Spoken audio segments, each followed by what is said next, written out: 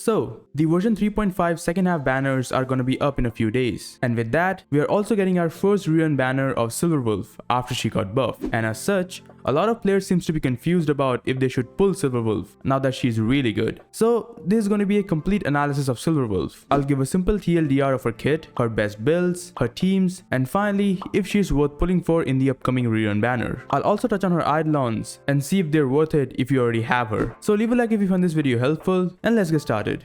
This video is sponsored by LD Shop, a safe and reliable game top-up site. From the creators of one of the best emulators, LD Player, it offers affordable prices in most game items through official ways. Like games such as Honkai Star Rail and Genshin Impact top-ups are purchased from Razer Gold, so you don't have to worry about getting banned. Something I can testify for myself, as I have been using it for my monthly supply passes. It also does not require any of your account information, just the user ID and server. You just hop into LD Shop, select your preferred game, select the pack, then type your UID and server, and then just click on top up, select your preferred payment option, and that's basically it. Within a moment, you get your jades. It's a fast and easy process with tons of positive reviews. And also, if you are someone who regularly spends on the game, there's a VIP system that rewards you with a free express supply pass if you spend over $80 a month. Also, if you use my link, you'll be getting free coupons for even more discounts. I know you'll be spending for your favorite character, so why not do yourself a favor and save some money? Just click on the link in the description or in the pinned comment and check out LD Shop. So, Silverwolf. She's a quantum nihility unit. Her strength lies in her damage amplifying debuffs and her damage output. Her base stats are nothing crazy, except the low energy cost of 110 allows her some really quick ultimate rotations. Now there are two things that make Silverwolf such a good pick for any team. First, we have her skill. It implants elemental weakness of the first ally in the team to a single target, and then lowers the enemy resistance of that weakness for 3 turns. And you can implant this on other targets as well, but any one target can only hold a single implant from Silverwolf. There's also a chance of her reducing all type resistance of that target for 2 turns. This attack although deals low damage, but allows any and all damage dealers to be versatile and be able to be used against any type of enemies. The second is her ultimate. This is an AoE attack that reduces defense of all enemies for 3 turns and deals damage to them. Now this attack has some really solid multipliers, like 380% on an AoE attack. This is basically erudition levels of damage multipliers, and combined with the defense down, you can expect some really good damage. Not to mention the 110 energy cost, which literally allows it to be spammed quite often in the battle. Now she does have other benefits like in her talent. She applies these bugs, which are basically different debuffs whenever she attacks, like reduce attack, defense, or speed. These don't do much for most damage dealers, except for Acheron, or I guess Dr. Ratio if you still play him. Other notable things are her passives, one of which increases her attack based on her effect hit rate. Now even with this, I wouldn't recommend going out of your way to build effect hit rate on her. Because of her high base chance, her overall effect hit rate requirements have become extremely low, to the point that just using a Lightcone that gives effect hit rate, like the tutorial mission starts, or an effect hit rate main stat body piece, gives her more than enough effect hit rate to both apply her debuffs and max his passive. Another one of her passives gives her 20 energy at the start of the battle, allowing her a first turn ultimate right at the start. It also gives her 5 energy at the start of her turn. This once again makes her ultimate really easy to spam. Now combining all this makes her an extremely versatile support, which can be used in any situation with any team. She is also really simple to play. You just use her skill and ultimate when it's available. Now her performance is not as consistent with all the teams and challenges. There are some places where she is not as good, and that's what we'll discuss later in the video.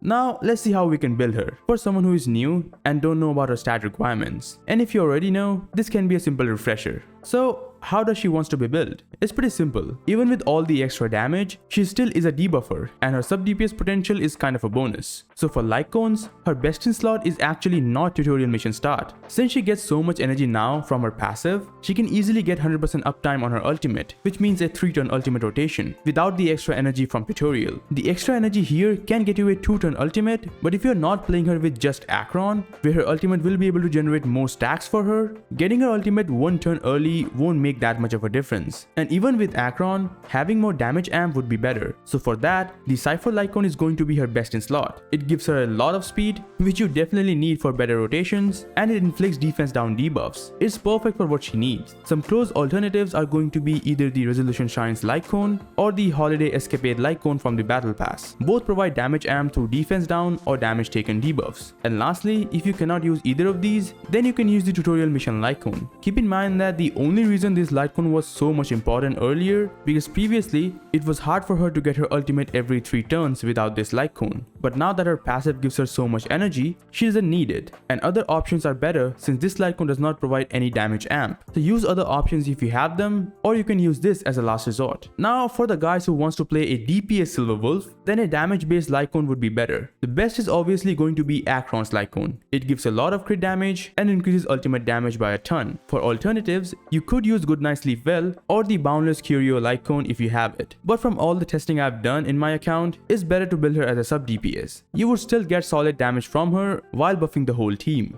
For her best relic options, there are 2 sets. The best is going to be the Eagle set. When it comes to maximize her utility and her super spammy ultimate, there is no better option than the Eagle set. But do keep in mind that it is only good if you can reach her optimal speed breakpoints. Silverwolf needs speed, a lot of speed. You want her to be over 160 speed at least for best performance. If she doesn't take first turn and use her ultimate, some teams don't get to take full benefit of her in the first rotation. You'll learn more about this later in the video. So if you can reach that 160 speed goal on the Eagle set, then that is her best in slot by far. If you can't, then a 2-piece combo of any speed set is going to be a second best option, simply for reaching that speed goal. Now these 2 are the only option for a typical Silverwolf build, but if you're trying something different, like a full DPS build, then the Genius set, the Pioneer set, or the Scholar set are great options for that as well. But at the end of the day, she shines most in any team as a debuffer and a sub DPS. For 2-piece sets, any of the energy region sets are fine. The Lushaka set is the most universal as the damage amp doesn't have weird conditions. The Penacony set is great when playing with a quantum DPS, and the Von Vec set is decent but not as good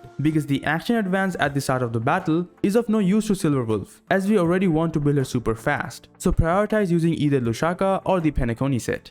Now for her stats. Well, the overall requirements are going to be the same, but the amount have changed. Like you would still want her to be super fast with enough effect hit rate, but since now her EHR requirements have become so low, we can build some damage stats on her. Here's a build for reference. For main stats, use an effect hit rate body or crit body depending on the Lightcone you are using. Her EHR requirements are only around 50 to 60%, so combined with 10% from her bonus stats and either an EHR body or EHR from a Lightcone should be good enough. For boost, use speed with either a damage or attack orb and an energy regen rope. The overall stat requirements are pretty simple. Prioritize speed at all cost. Try to reach 160 speed on her first before looking at any other stat. As I said, her main requirements are speed and EHR, and since her EHR goal is pretty much fulfilled by either a main stat piece or a Lightcone, you don't have to look for EHR on substats, so just try to get speed. After that, you can focus on damage a bit. Since she was never meant to be a damage dealer in the first place, she doesn't get any crazy stat benefits like crit from her bonus stats or insane crit boosts like the Herta or Anaxa, so there is no need for you to focus on building crit on her like you would on a DPS. A similar stat line as shown in the chart should be good enough. Now if you want to build her as a pure DPS, then you can use this build. You need to lower her speed to around the usual 134 speed level and get as much damage as you can. Now, as I've already said countless times by now, she is best played as a debuffer slash sub DPS. But if you really want to play a DPS Silverwolf, then here's the build.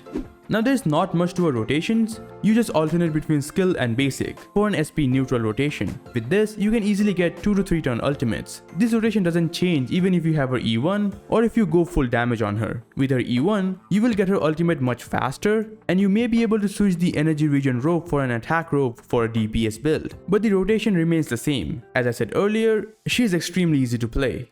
By the way, if you're enjoying the content, please consider subscribing as it does help the channel grow and motivates me to make more content for you guys. Now let's talk about her value, and I'll go through her teams here as well. I'll share my thoughts on her contribution and if you should pull for her if you want to play set team. Given how versatile she is, you can pretty much use her in any team, like your the Herta, Anaxa, or any team where you need a damage amplifier. But the teams where she's most played in right now are these 3. We have Archer Teams, Castorice Teams, and Acheron Teams. Let's start with Archer. Her contribution here is pretty simple. This team consists of a hyper carry with 2 damage amplifiers and a sustain. Archer being quantum benefits a lot from Silverwolf because even if the enemy does not have quantum weakness, Silverwolf can implant it and then both will benefit from that implant as her own damage is also quantum. She can also apply the defense down and res down to the enemies before Archer starts spamming his skills. Now one thing to note here, you really get to see how important it is to have a really fast Silverwolf. Since Sparkle is usually played at 160 speed, and if Silverwolf doesn't take action before that, she doesn't get to use her ultimate at the start, and Archer will either have to use his basic on his first turn, or if he he does start using his skill, the damage won't be as high since there is no defense down. You can see that here because my silverwolf does not have that much speed. My relic luck kinda sucks. The overall rotation remains the same for silverwolf, but she needs to be faster than Sparkle, meaning over 160 speed. And here, Cypher's Lightcone really helps with the speed. Anyways, how does this team performs, and if she is needed for this team? Well, from my experience testing this team and thoughts from other players who have more investment in their archer, it's a solid team for MOC, not so good for Pure Fiction, and a top tier team for Epoch Shadow. Given there's one big boss, Silverwolf and Archer really shines there. But also, given it's all about action value in Epoch Shadow, I have found myself getting better score with Tribi. With Dance Dance Dan on both my Sparkle and Tribi, the cycling becomes super crazy. But of course, since she is not as fast, you need to rely on enemy hits to make sure that Tribi gets her ultimate before Archer's turn. It's the same case for MOC. Because of how broken two Dance Dance Dance Lightcones can be, Tribi is really close. And if you don't have the proper build on Silverwolf like me, Tribi actually becomes better for the team. And of course, there's also the wheelchair team if you have it. Overall, yeah, Silverwolf is great for this team. It's actually the team that benefits the most from Silverwolf. But even here, she has alternatives who can be better than her depending on the situation. Next, let's talk about Castorice Teams. Now, unlike Archer, Castorice has a best in slot team, which doesn't have Silverwolf. Here you would either replace RMC or Tribi, and in both cases, you lose damage. Take it from someone who loves playing Castorice, her teams are so well connected that every teammate synergizes perfectly with each other. The only character that can be a bit weird sometimes is RMC and his action advance. But even then, this is one of the most quote-unquote complete team in Honkai Star Rail ever, and replacing any unit here will give you damage loss. Slotting Silverwolf in any of these places, you lose out on either the true damage buff and the action advance with RMC, or the rest spend and damage taken with Tribi. There's also her solid damage output, and then there's the charge generation. With Silverwolf's low HP, Castorice's charge generation will take a hit, but you can also build Silverwolf with a ton of HP to mitigate that, but it won't be the same. One thing I can say is that if you are lacking Hysilens and there is less enemies on the field, then a well-built Silverwolf with Cypher's Lightcone can outperform Tribi by a bit. But the moment anything changes, like if you don't have Cypher's Lightcone, or if your Silverwolf is not that well built, or if you have Hysilens and there are more enemies on the field, Tribi overtakes her. The moment she completes her wheelchair comb with Hysilens and there are 3 or more enemies, Tribi starts to pop off. Now, Castorice is one of the most versatile damage dealers in the game, which she can be played in all of the game modes and against any number of enemies. And Silverwolf can be great in a place like Epoch Shadow, but it's always better to have an equally versatile support with her like Tribi. All I'm saying is that Silverwolf is not an upgrade. At most, she's somewhat of a side grade in a Castorice team if you're lacking any of her teammates. Lastly, Acheron Teams. Well, here her value increases based on how much she needs Jiao Shou, and that depends on investment, either on Acheron or herself. Like if Acheron has a E2, then a team with Silverwolf and Sparkle can be better. Or if you have E2 Silverwolf, then a team with Cypher will be better. It's all about how much you need Jiao Shou. Right now, the best Acheron team consists of Acheron with Jiao Shou and either Silverwolf or Cypher, if you have everything at E0. If you have an E2 Acheron, then either Sparkle or Robin joins the team, and either Jiao Shou, Cypher or Silverwolf can be played with her. If you also have Silverwolf at E2, then the best team, even at E0 Acheron, is with both Cypher and Silverwolf. Here you won't need the action advance, because of Silverwolf's E2 generating tons of stacks for Acheron. Also, do keep in mind that Jiao Shou's debuff application relies on enemy taking turns and how many enemies there are. So in Pure Fiction, he is still the best pick because of how many enemies there are, but everywhere else, Silverwolf can outperform him depending on the enemies. And of course in Epoch Shadow, she is the best Nihility unit for Acheron. So all in all, for Acheron, it will depend on your account and how much investment you have put into your characters. So overall, what do I think? Should you pull for Silverwolf now? For everything I have tested and explained in this video, I would say no. Her contribution to the teams that she's played in are really high, but never the only option. In every team she's played in, there's always a better option. And the only team where she's the best, like with Archer, it requires perfect setup, like having really high speed and less enemies on the field like Epoch Shadow. Otherwise, Tribi can outperform her. Now Archer is best played in the type of challenges where Silverwolf shines, like against less enemies, so it's a perfect synergy. But I will never never recommend getting a unit on their rerun who is only best in slot for 1 or 2 teams, and even for those teams, it's not always the case. For Castorice, you can pull her if you don't have Tribi, but it's always better to save those pulls for a Tribi rerun, because in terms of value, she is leagues ahead. In my opinion, Tribi is the highest value support in the game right now for any account. And also there's the upcoming Evernight, who has good synergy in a Castorice team. So if you want something for her, I would wait for either Evernight or Tribi. Lastly, for Acheron,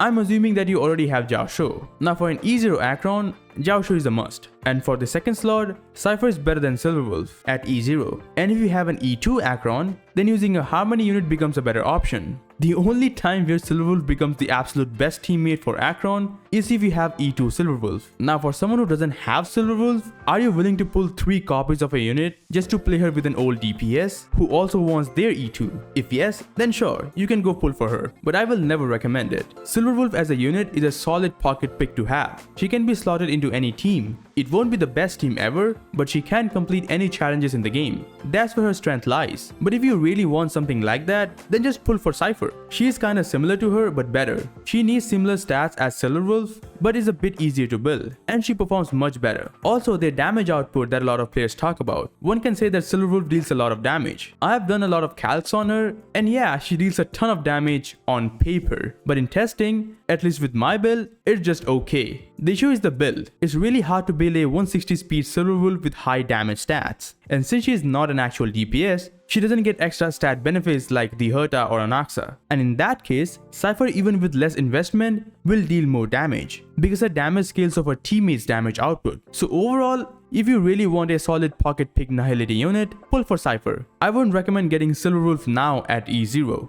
Lastly, before ending this long ass video, if you're someone who already has her in your account and wondering if you should go for her Eidolons, well, let's talk about that now. First we have her E1, which grants her 7 energy for each debuff present on the enemy after she uses her ultimate. This can happen for 5 debuffs, so like 35 energy, and combined with the 5 you get from the ultimate itself, that's 40 energy without any extra energy regen. This basically gives her a 1-turn ultimate with the tutorial mission Lightcone, and a guaranteed 2-turn ultimate without it, which is actually better if you have this Eidolon. Since you are already guaranteeing a 2-turn ultimate, it's better to use a damage boosting Lightcone like Resolution Shines or the Cypher Lightcone for better damage amp for the whole team. This can also allow you to use an attack rope on her instead of an energy regen rope if you're going for a DPS build. For the E2, it first increases the damage taken by the enemies by 20%, and whenever an enemy receives an attack from an ally, Silverwolf will inflict 1 random bug onto the target. Now this basically allows any of your ally to be able to apply debuffs. Now the bugs are not meant for dot teams, so the only place where this part is actually good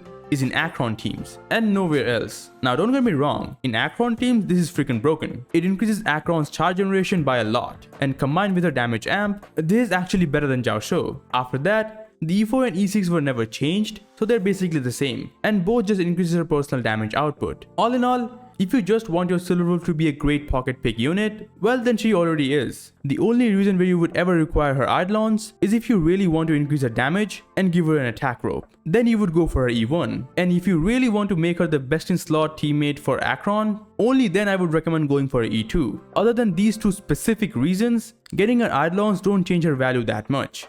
Overall, Silverwolf is a solid unit if you already have her in your account, but if you don't, then I wouldn't recommend pulling for her. If you really want someone like her, then just pull for Cypher. Lastly, if you already have her and want Eidolons, only if you want to replace the ERR rope with an attack rope, and if you really want to make her work with Acheron, only then I can say to go for her E1 or E2. It will never be worth it in terms of value for your account in my opinion, but it's your account, so you do you I guess. I can only give you advice, the decision will always be yours.